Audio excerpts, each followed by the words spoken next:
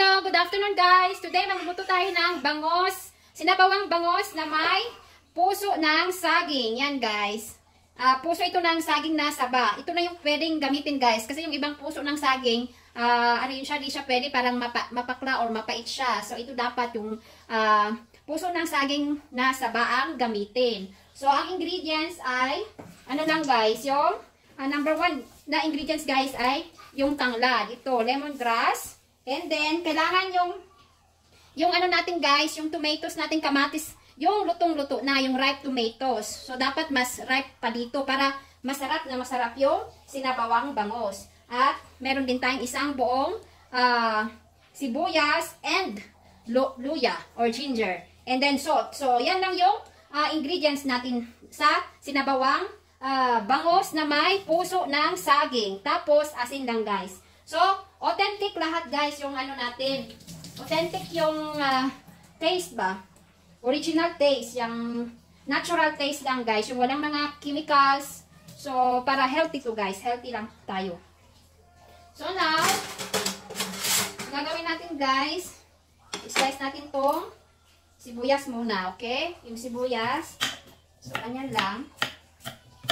And then, ayan, ganyan lang. So, dali. Yan. See? Ganyan lang na sibuyas. Next yung luya natin. So, yung luya natin medyo matigas. Dikdikin natin to guys. Dikdikin natin. Okay? Ganyan.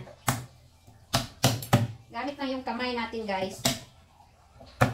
Pwede na yan. Wala na kasi tayong pang, ano yan, yung pang palambutan naman. Kasi kailangan natin para lumabas yung katas ng luya or ginger sa sabaw. Yan, para masarap. And then, itong hugasan lang natin ulit. Yung tomatoes. Nahugasan ko ito guys, pero kailangan natin hugasan ulit. So, ayan. So, tanggalin lang natin ito guys. So, kasi parang, ano to siya, parang, no, hindi malinis ba? So, kailangan yung lutuin natin malinis na malinis. Ayan. Kamatis na lutong-luto na. Hinog pala guys. Yan siya na guys ha, yung sa Tagalog ko kasi Bisaya kasi guys. Medyo kasi dito minsan Tagalog tsaka English. Ayan, so mas maganda guys pag maraming talaga, yung sahog ng yung alam mo yung kamatis rich in lycopene kasi ito siya. So, good for the heart yung kamatis. So, usually pag magsabaw ka guys, ang gamitin mo yung hinog na kamatis. Ayan. So, tapos na tayo dito. So, mayroon na tayong kamatis, sibuyas, tsaka ginger. Next guys is yung isang niya is itong lemongrass. Dali lang guys. Hugasan natin. So, itong lemongrass guys, kailangan natin siyang hugasan ulit. Hugasan ko na ito pero kailangan natin hugasan ulit. So, ayan. So, bali dalawang, siniparit ko na lang. Kasi hindi na siya ma-fold pa masyadong marami. And then, ganito lang guys. Para lumabas yung katas, saka mabango.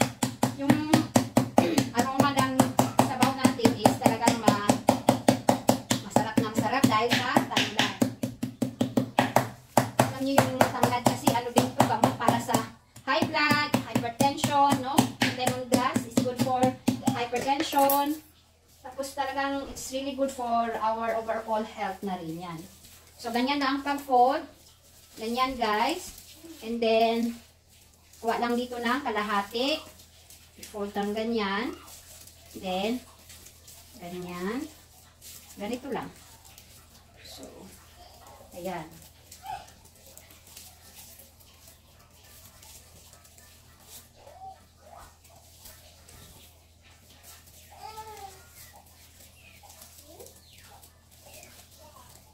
Para pino-fold siya para maganda rin tingnan, hindi siya yung mag-spread ang mga dahon niya. Pag nilagay mo na siya sa pot. No, yung sa lagayan ng sabaw. Ayan. So, nilagay na natin dito. Ayan. So, yung isa naman, hugasan ko lang ulit.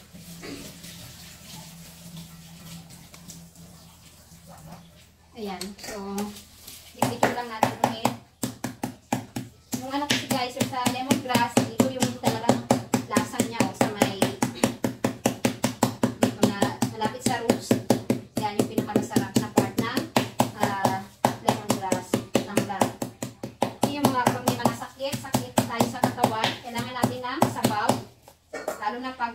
ano no, yung meron tayong lagnat.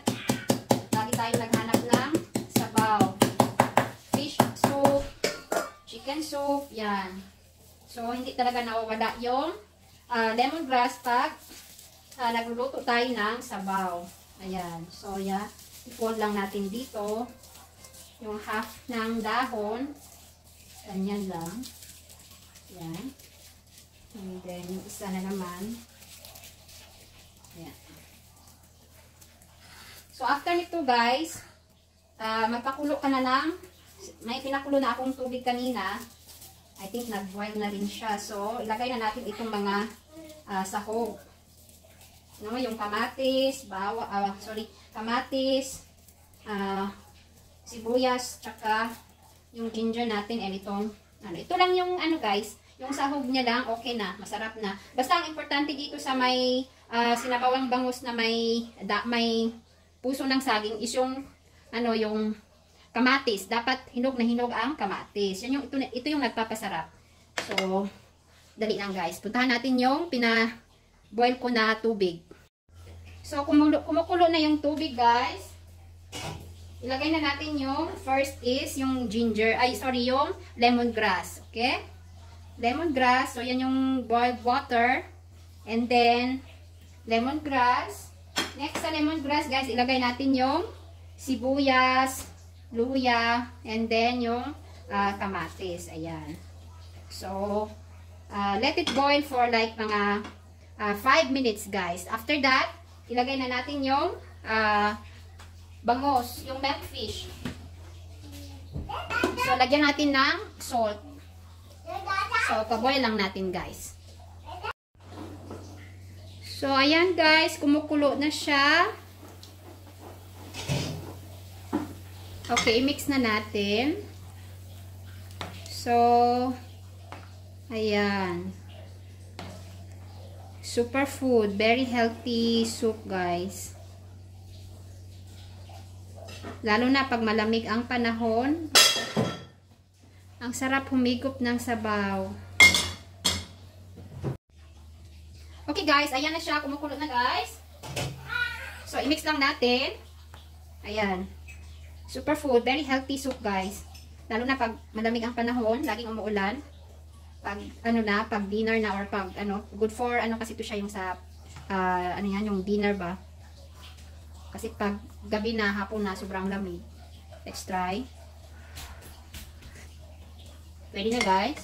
So, now, ilagay natin yung ating fresh fish, milkfish, guys. Yung bangos. So, ilagay na natin yung milkfish. Yan. Yan. So, pakuluan lang natin ng mga siguro 3 minutes.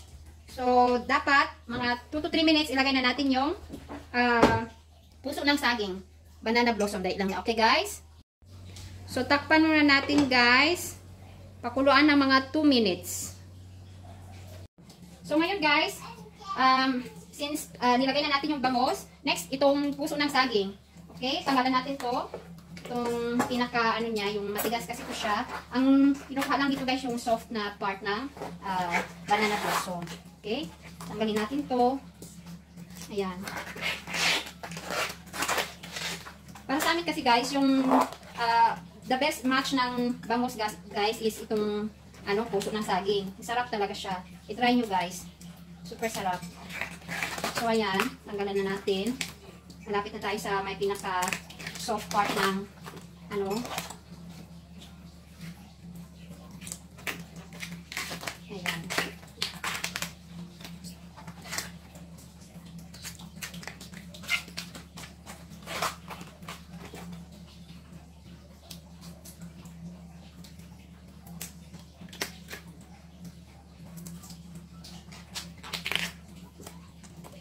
Ayan, pwede na itong tapos dito yan. So, tanggalin lang natin to. Ito niya, oh.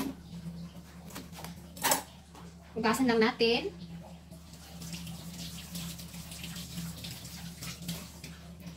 Ayan, guys. Nahugasan ko na. Yung, wait. So, ito siya, guys. Yan. So, slice natin sa gitna. And then, tanggalin itong matigas na part. Ito siya guys. Sige, man kumakain parang ano man ito yan. And then after nyan, slice lang natin ng ganyan. Then, lagay natin sa plato. Ayan. Basta tanggalin lang itong sa gitna guys.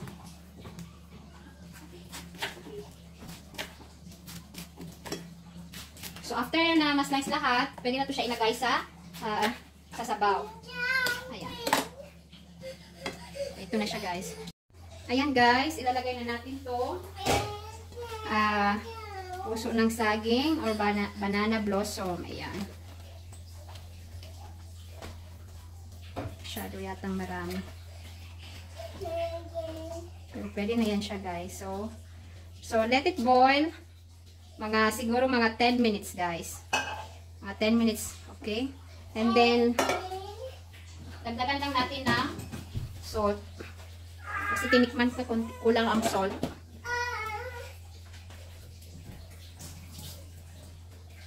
Ayan. Pakuluan lang natin ng mga 10 minutes. Ayan guys.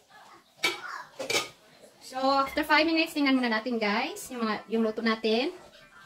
Sinabawang bangos na may puso ng saging. Ayan. So, yan ang kulay niya guys. Parang milk soup. Ayan, puti. Dahil yan sa puso ng saging. Tikman natin. Grabe. Sobrang sarap.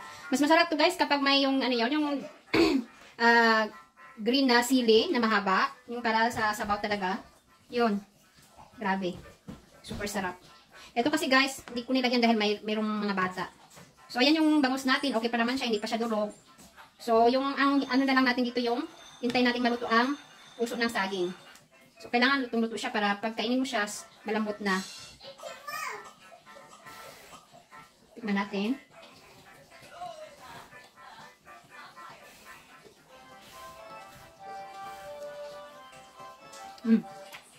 5 minutes ulit. Pwede na siya mga 5 minutes. Haluan lang natin ulit. Tsaka ang importante dito guys, yung itong kamatis, dapat durog na siya. Ito yung nagbibigay ng sarap sa sabaw. Tsaka yung lemongrass natin yan, nasa ilalim pa. So, kailangan natin pakuluan pa ng ilang minuto and then ready to serve na siya. Sarap dito pag may yung yung sili na green. Grabe, sarap. Sa amin guys, okay na kami sa mga ganitong mga ingredients, yung walang mga betsin, mga magic sarap or kung ano-ano. Basta as long as yung parang organic yung kinakain namin, all natural, parang maganda kasi sa pakiramdam kapag yung kinakain mo is mga healthy talaga. Para na rin sa long life, good health, ayan guys. Lalo na yung pag nasa 40s na, meron na mga hypertension, so kailangan talaga maingat tayo sa kinakain natin. Ayan, so, at saka yung kailangan laging may kamatis, lalo na yung red talaga, red na kamatis, yung pulang-pula na kamatis. Good for the heart kasi ito guys. Yan. So ito lagi yung namin, wala kaming, minsan na kami nagbe-betsin, kapag yung mga yung mga hindi na organic yung meat, like mga broiler na chicken, yan, pwede na gumagamit kami dyan. Kapag mga adobo or sa adobo lang, mga apritada yan. Yan, so, pakuluan lang natin mga 5 minutes ulit guys.